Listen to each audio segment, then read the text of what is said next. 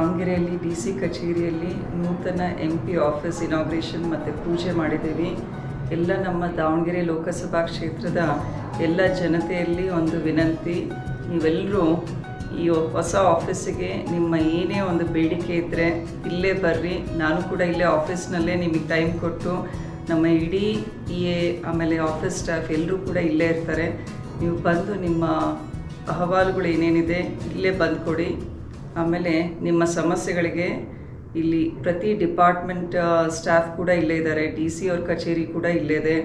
ಆದ್ದರಿಂದ ಶೀಘ್ರದಲ್ಲೇ ನಿಮ್ಮ ಸಮಸ್ಯೆಗಳಿಗೆ ಒಂದು ಪರಿಹಾರ ಕೊಡಲಿಕ್ಕೆ ನಾವು ಕೂಡ ಪ್ರಾಮಾಣಿಕವಾಗಿ ಪ್ರಯತ್ನ ಮಾಡ್ತೀವಿ ಅಂತ ಹೇಳ್ತೀನಿ.